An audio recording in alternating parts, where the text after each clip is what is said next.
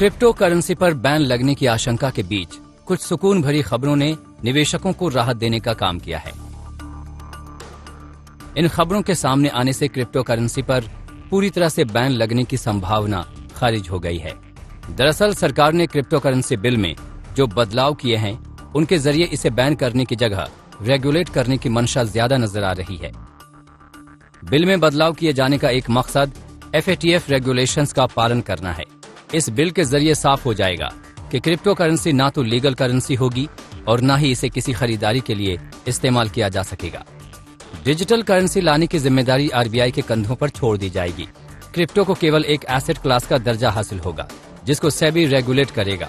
यानी सरकार की योजना क्रिप्टो करेंसी को रेगुलेट करने की है। क्रिप्टो करेंसी पर पूरी तरह बैन लगाना सरकार के एजेंडे का हिस्सा नजर नहीं आ रहा है। What exactly is to be banned? We don't know. What is to be, even if with respect to currencies, what is to be exempted is not known. There is also a positive intent about government tasking the Reserve Bank to bring the official digital currency. सरकार की इस योजना का खुलासा संसद के शीतकालीन सत्र में बिल पेश करते वक्त ही हो पाएगा। जाहिर है, अगर इसको बैन नहीं किया गया तो फिर देश के करीब 10 करोड़ निवेशकों की 70,000 करोड़ की रकम पर कोई खतरा नहीं होगा। रेगुलेशन के दायरे में क्रिप्टो करेंसी को लाकर सरकार सभी क्रिप्टो करेंसी एक्सचेंजों को रेगुलेट करेगी और उन्हें लाइसेंस देगी। इन सभी को KYC, KYT और रिस्क मैनेजमेंट का पालन करना होगा।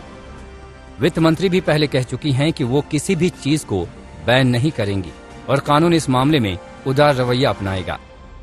ये बोलना कि हम इस चीज को बैन कर देंगे, इससे आप उसको एक फॉरबिडन फ्रूट में कन्वर्ट कर रहे हैं। अगर कोई एसेट आपको 500% का रिटर्न दे सकता है हर साल, तो वो दुनिया के किसी भी एसेट से बेटर है।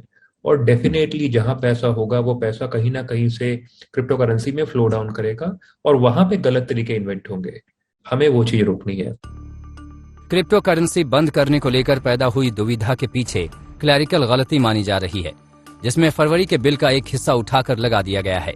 फिलहाल तो जो जानकारी सामने आई है उसके मुताबिक KYC नियमों के तहत सभी एक्सचेंजों को अपने ग्राहकों की पूरी जानकारी रखनी होगी। KYT नियमों के तहत सभी ट्रांजैक्शंस के बारे में जानकारी रखना एक्सचेंजों की जिम्मेदारी होगी। सभी एक्सचेंजों को ट्रैवल रूल नीति का पालन करना होगा, यानी कोई भी लेन देन होते ही उसकी जानकारी तुरंत मुहैया करानी होगी। एक्सचेंजों को सस्पिशियस एक्टिविटी रिपोर्ट और सस्पिशियस ट्रांजैक्शन रिपोर्ट हर हफ्ते सेबी को देना अनिवार्य होगा। ऐसे में साफ है कि क्रिप्टो करेंसी से जुड़े खतरों को सरकार काफी हद तक कम कर पाएगी और निवेशकों के हितों का भी ध्यान रखने में सफल रहेगी। आज तक ब्यूरो।